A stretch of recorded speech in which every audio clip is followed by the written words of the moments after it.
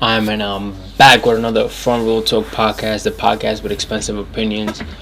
This is episode 101, if I'm not mistaken. 101 episodes in. Make sure you subscribe, you like, you comment, and you share this video. Make sure you tune into the description down below where I have my link for my Instagram and my TikTok, where I post a clip of each and every single episode. 101 episodes in. And yeah, I mean, today's topic is sports related. I feel like the podcast has shifted into sports for the past couple of months now, especially since I did the whole NFL season, and then I talked about the NBA a couple of times as well, especially for this season. And I wanted to talk about I think a topic that I haven't talked about for a good amount, or probably a topic I haven't talked about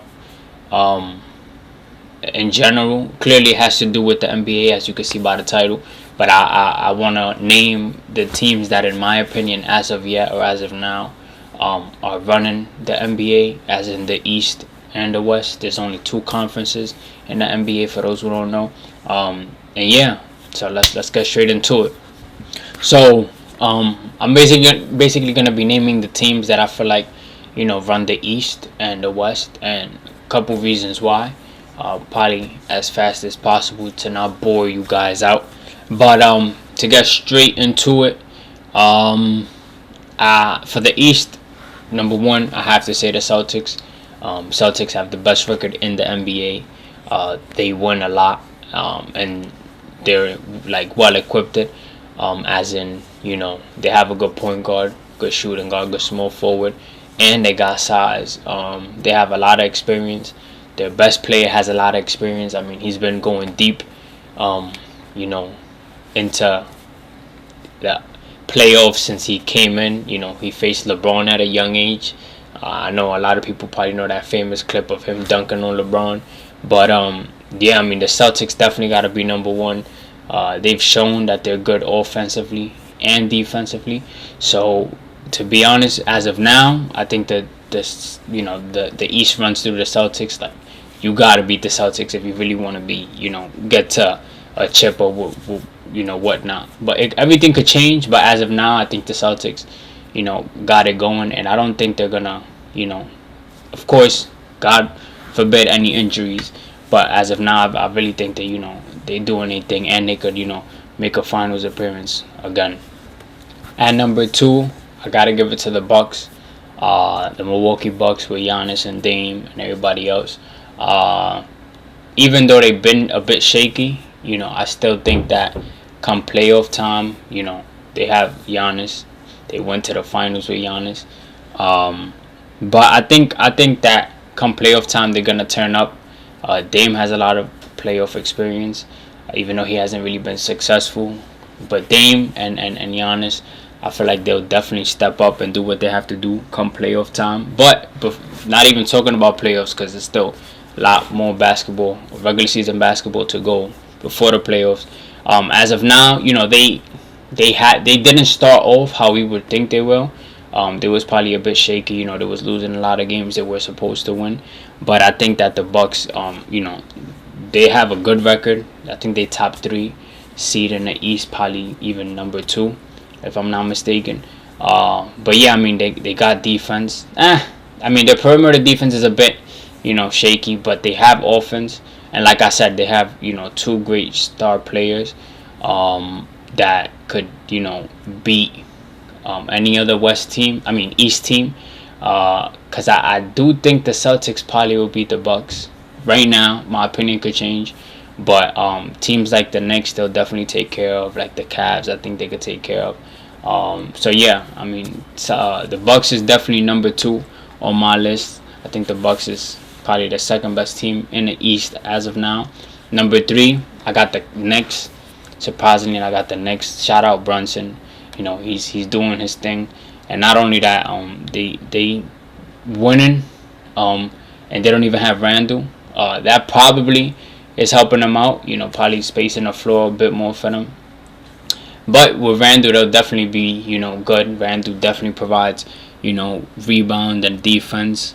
But I think the Knicks will definitely be good this year, especially in the playoffs. I mean, Brunson will definitely do good in the playoffs. He's shown what he's done in the playoffs, especially before he even came to the Knicks. So him just being the number one option, he'll definitely, take care of business. And I feel like they have a lot of great shooting around him. DiVincenzo's there. They have a lot of great rebounding too. Hart is there. And yeah, I mean, I think that the Knicks could definitely, they're definitely gonna get out, like, advance, to the second round in the playoffs. It's all about matchups, to be honest. So it's all about who they match up with. If Randall gets healthy in time, if that's able to happen. But the Knicks, they're definitely doing good. And funny thing is as I'm recording this, the Warriors are about to play the Knicks in a couple of minutes. So yeah. So, but the East, you got the Celtics, Bucks, you got the Knicks. Now number 4, I gotta give it to the Cavs. It would have been the 76ers, but 76ers have their own situation now. But before I get to the 76ers, I got the Cavs.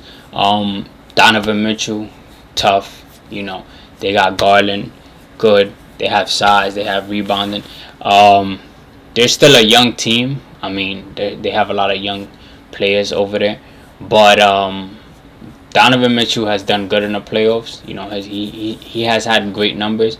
Of course, this is not an individual. What can I say? Individual performance type of topic. But of course, when you have a great player, leading your team, the player that has been to the playoffs before, and a player that can motivate your teammates, that'll definitely be good. Somehow, someway, I would like to see a Cavs and Knicks first round. I don't know if that's possible as of now because of seeding. It probably is. It probably isn't. It probably could be by the end of the regular season. Who knows? Anything could happen. But I think the Cavs definitely are a top 5 team in the East. Then number 5, I give it to the 76ers. Now, it's iffy because 76ers, of course, at the moment do not have Joel Embiid.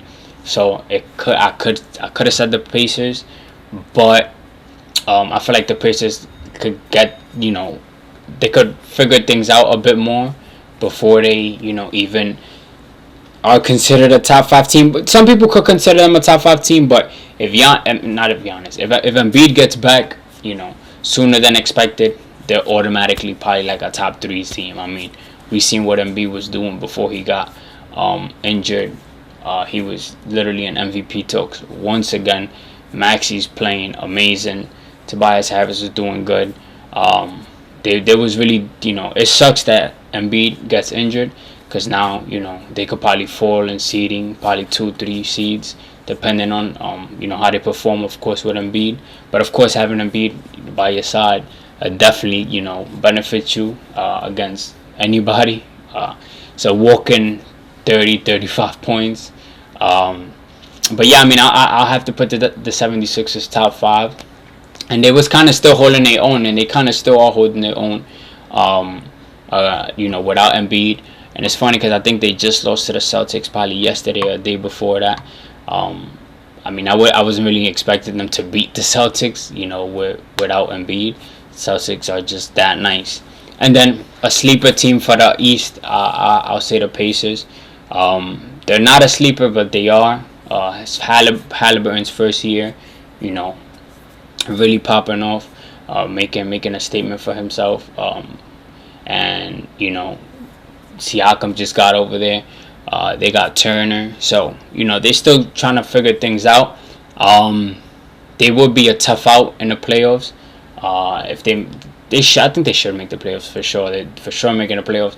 They'll be a tough out, of course, depending on who they face. But yeah, I mean the numbers Halliburton's been putting up. Siakam is really good. And then Turner, I think that they, if they get a bit more chemistry and they, start winning more, who's to know what they could do. So those is my top 5 teams for the East, and then the sleeper team. Of course, you may agree on some of them, you may not. But now let's move on to the West. All right. So now we got the West. Before I even start with the West is so packed, it's not even funny. I had seen a video a couple days back talking about how the West is kind of wide open when it comes to the playoffs and who can make the playoffs or who can go far. because there's so much talent everywhere you go. So for my top 5 West teams, number 1 I got the Nuggets, the defending champions. They got Jokic, who's in MVP talks once again. Not surprising. Jamal Murray. I mean, we seen what they did this last playoff run and what they did in the finals. A lot of people, it's more so in the beginning of the season, a lot of people had them, going back to the finals. But then again, as certain, weeks started to pass by and things started, play out, people's opinions changed, and some people still think that they could go to the finals. And people aren't crazy for thinking that, to be honest. But I got the Nuggets as number 1. I don't really think there's much I have to explain about them. Number 2, I got the Clippers. Clippers definitely playing great basketball. I think this is what they've been trying to do since they got Kawhi and PG together, and they have played great basketball before this year. But I'm saying the way that they're grooving, that they're playing ball, the way that they're winning, I think that they're where they want to be at, and and they know that what they have, they know their potential, their value, and I feel like got a great playmaker in James Harden, Westbrook, who could come off the bench and facilitate as well, and then you got Kawhi, who steps it up a notch and more when it comes to the playoffs. And then PG, so I feel like everybody knows their role and knows what they have to do. And when you're in a team like that, it doesn't force you to go out your role and try to do something more, be extra and then fail at your job, if that makes sense. Everybody knows what they have to do. But besides the role and then whatever, they've been playing great basketball. I mean, the record's been saying it. They just lost to the Lakers, though, last night. They just lost to the Lakers. LeBron went nuts, but the Clippers are a really good team, and they could play small too with a great coach. So I got the Clippers at 2. Number 3, Thunder. Thunder should have probably been higher up in this list, but the Thunder's really, they really get into it. They're not. It doesn't look like they're rebuilding anymore, even though they have so much picks and they could trade for a star any off season like this. But the Thunder's at number 3. Thunder definitely make it the playoffs. They'll definitely make the playoffs. The only thing with them is just not having experience. But of course, every game is more experience for them. The only thing is that playoffs is just too different. Like I said, it's all about matchup. If they match up against a team with way more experience than them, and that team gets it going, I feel like that experience would definitely, eliminate them out the first round or whatever. I feel like that's what got Golden State, out the first, advanced from the first round last season in that Game 7 against Sacramento. I mean, we seen what Curry did, and that comes with experience because he's been at that stage before, if that makes sense. But besides the whole experience, I don't want to knock them down. I'll definitely give them credit. The Thunder's definitely, doing their thing, and I mean, they're a great young team. Shai's in MVP talks as well. Chet is doing his thing. He's playing up to his potential. He didn't play last year. This is his first year playing. Basically his rookie year, but in reality his sophomore year. And the numbers he's putting up, his defense, and Jalen Williams, everybody is just contributing and just doing what they have to do. And that's why they're number 1 seed or 2 seed in the West right now. So I got the Thunder up there. Now the fourth team is the Mavs, the Mavericks with Luka and Kyrie. Luka's a walking triple-double. I mean, not much to say about Luka. And then you got Kyrie, who's a great number 2 option. Then again, he could be 1B and Luka 1A. It's definitely from, they're getting it going. Last season, they didn't even make the playoffs. This season, it looks like they'll definitely make the playoffs. So, yeah, just another year of them being together, getting comfortable. I feel like they could be a better team, but they definitely, definitely could advance from the first round depending on who they match up. When you got Luka, who nobody could stop, and you got Kyrie, who's had the experience just like Steph has, and a bunch of other players, I think that they definitely, could do something. The only thing is size could probably get to them. Not having so much size as in height. They could probably run into a big team, and who knows what could happen. But the Mavs is definitely up there. Now moving on, we got the Suns at number 5. It was kind of iffy because I could have put the Timberwolves or whatever, but the Suns. I think the Suns is a top 5 team as of now, and as of now I'm talking about February, right after All-Star break. I don't think that they would go too far, but I gotta speak of what I've been seeing now. They have lost a couple games that they should have won, but I feel like that's for everybody in the NBA. You lose games you're supposed to win, which probably sucks. But yeah, Devin Booker, KD, Bradley Beal. The only thing is that Bradley Beal's been injured basically the whole season, and that hasn't really let them play to their full potential. But Grayson Allen, if I'm not mistaken, been doing good. They're definitely a team that could go at you offensively. But it's just the defense that kind of kills them at times and hurts them. But yeah, I mean, it's became a league. Of course, you need defense to win, but it's been a league where offense, you could play great defense, but it's just probably better offense, and that's just the type of team that they are, especially with tough shot makers like KD and Devin Booker. But yeah, the Suns will definitely be a tough out too. And then for sleepers, I'm gonna just say it: Warriors and Lakers. Because of the seeding and how the seeding is, a lot of people probably sleep on the Warriors and the Lakers as a team, but we all know, the 2 players that are on each team. You got Steph in the Warriors and you got LeBron in the Lakers. 2 guys who, I don't gotta say much. Like, they've been going at it for a long time, and not even about them going at it, just what they've been doing to the league. And how much they've proven to the league. So if guys like that creep up into like a play-in, or into like probably even try to dodge the play-in and are in the playoffs, people better watch out, because they're just, it's Steph, it's Braun, they could do it. And I think by playoff time, the Warriors will be better than what they are now, and I feel like the Lakers be better as well. The Lakers got size, they got LeBron, they got AD. They got good role players. And then the Warriors, they got Curry, Draymond, Clay. He's looking like he's been doing good off the bench. Let's see how long that goes for. CP3. Warriors got young guys as well. So it's looking tough. The West is still looking tougher than the East, to be honest. And yeah, we just gonna have to see though. I'm definitely gonna talk on this topic couple months from now, probably April timing, May timing, when we getting closer to the playoffs, or probably in the playoffs, who knows. But yeah, that's really it for this video.